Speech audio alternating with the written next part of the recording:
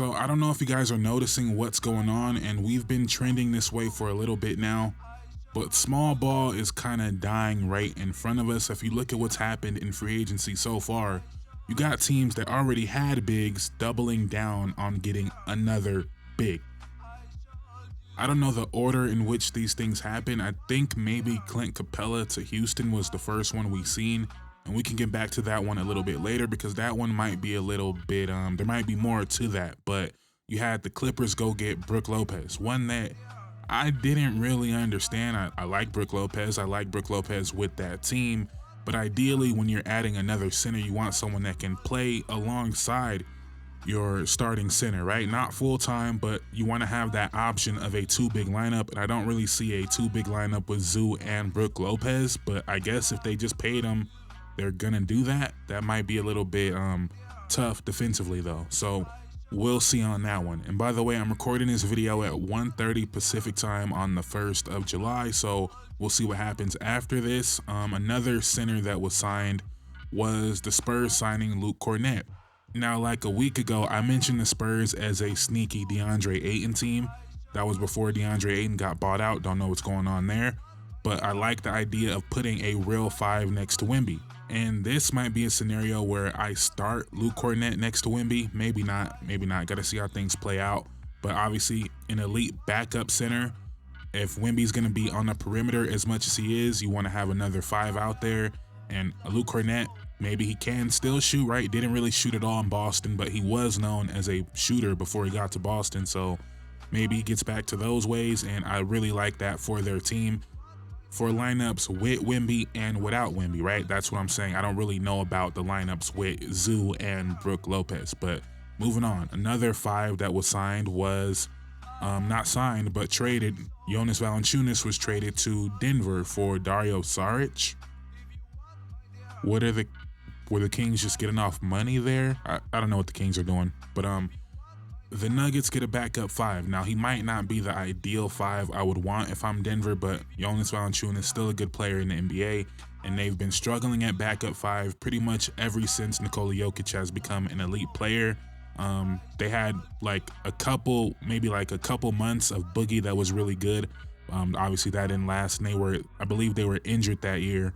So they really get a backup five here. I'm not sure. I'm not as high on Denver's moves as other people. I like Cam Johnson. I seem to be higher on Michael Porter Jr. than a lot of people, but they save money by getting off of Michael Porter Jr.'s deal. I'm not sure I can say they got better, substitute Michael Porter Jr. and Westbrook for Cam Johnson and Bruce Brown. Are we sure they really got better? Maybe they got a little bit more steady, right? Michael Porter Jr. could be a little bit erratic. Cam Johnson, you're gonna get the same thing every single night.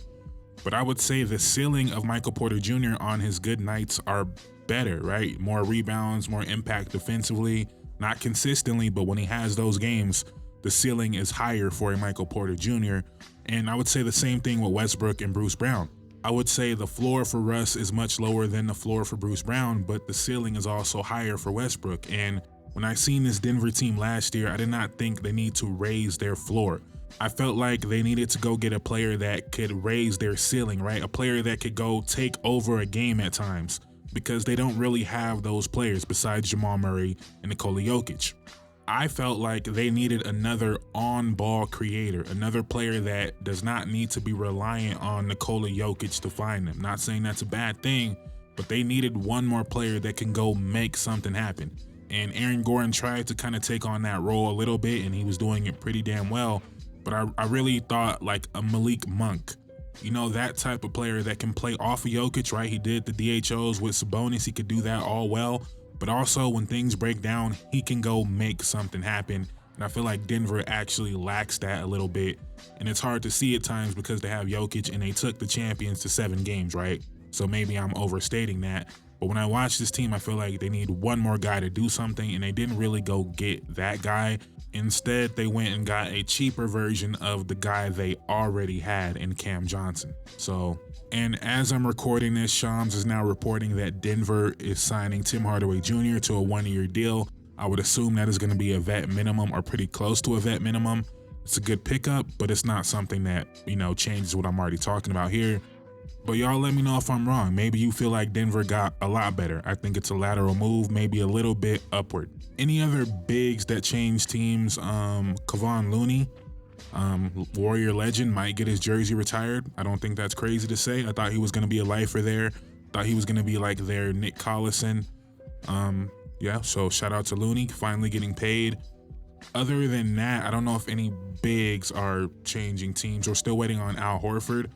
I hope he goes to the Warriors and not the Lakers. I feel like I would like him more on the Warriors.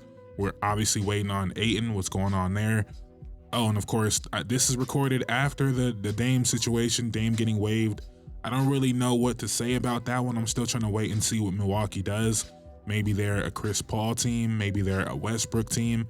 I could see either one of those guys going there, so we'll wait and see on that one. And earlier I spoke about Clint Capella and how there might be more to that. Not anything immediately, right? But they now have Clint Capella and Steven Adams and Şengün. I understand going big. I understand small ball is dead, but that might be a little bit of overkill. But they are now setting themselves up nicely for the next potential move. And Houston and Atlanta are the only teams I'm looking at and saying, man, they're making moves. Man, they're getting so much better. Everyone else is kind of just, lateral moves. Oh, and that reminds me, we'll get back to Houston in a second, but Atlanta got Porzingis, right? Another team that got a big. They also got Okongwu. They also got Jalen Johnson, Richiche. That's a lot of forwards and bigs there. Another team that is getting bigger, right? Okongwu small. They're going to play him at the 4 some probably, but they have Okongwu, Porzingis, Jalen Johnson. That's a big front court. And then Richiche and Dyson Daniels on the wing, and they got Nickeil Alexander-Walker. That team might be really, really good. But back to Houston, and I feel like they are setting up a big trade here because they're probably not going to need Adams and Capella. So it was important for them to sign players on healthy deals that can be traded going forward. Not that they signed Steven Adams to trade him, but I think that does play a factor. Not that teams are going to be banging on the door for Steven Adams, but teams will need centers, right? And you attach something to Steven Adams and you might be able to go get something crazy if you're Houston, right? If it looks like you're a title contender and you're one move away, they've set themselves up nicely to do so. And also, I doubt they're going to trade Fred, but they re-signed Fred on a much cheaper deal, a much more tradable deal. But I don't think it's a coincidence they gave Steven Adams a declining deal. This year he makes $14 million. 2 years from now, that goes all the way down to 11, which means they have more salary to trade this year. So you put Steven Adams with Cam Whitmore in a couple first, who knows what that might be able to fetch you in return. I don't know who that is, but they might be able to go add something really special or really something that can make this team really special. Let's say Kawhi gets hurt again, right? Knock on wood, but let's say Kawhi gets hurt again and James Harden can't carry them again this year. And the Clippers look like they're going to be a playing team, maybe something like that. I could see them saying, you know what? Steven Adams, Cam Whitmore, Norman Powell. And if you're the Clippers and your team looks like it's going nowhere, you got these old guys, why not get a chance on Cam Whitmore for Norman Powell? Or something like that, right? I'm thinking in terms of shooting because I feel like this team is still one shooter away, but maybe they double down on defense and say, let's go get Herb Jones, something like that. This team has so many options that they are, to me, not because of their current day roster, even though that roster is amazing, DFS, Clint Capella, obviously adding KD, right? The roster is great right now. It might be a championship roster right now, depending on their young guys' development. But the reason I would have them as second favorite, maybe not regular season wise, but I would have them as the second favorite, I think overall too, not just in the West, is because, like I'm saying, they are poised to make another huge move. A name like Norman Powell might be too low. I could think of maybe Chris Middleton at the deadline, maybe CJ McCollum at the deadline. They're going to be in play for a lot of big names if they don't feel like their team is good enough, but their team might just be good enough as is right now. So that's all I want to say for right now. We're still waiting on the Warriors to do something. Where I'm really fascinated by Westbrook. Where does he go? I guess why not go team up with Giannis? That would be crazy to watch. That would be a crazy duo to see. Chris Paul, maybe Chris Paul. So it's really Chris Paul, Al Horford, Westbrook, the old guys. That's who we're waiting on. Oh, and Kuminga, of course. We're waiting on that whole saga. And related, we're waiting to see what's going on with Josh Giddey. Interesting that the Bulls are not giving him the deal he wants right now, or that would be signed. They're kind of waiting to see if he gets an offer out there, which I don't think he's going to get an offer because nobody really has money. And then Andrew Wiggins, his name has been in a bunch of trade rumors. Will he get traded? Lakers have been rumored. I believe Phoenix has not been rumored. Who else has been rumored about Wiggins? I don't know. But we'll see what happens with all that. Let me know what you guys think in the comments down below. Please like, comment, subscribe on the road to 10,000 subscribers. I would greatly appreciate it. We are almost there. Thank you guys so much for watching. I'm out. Peace.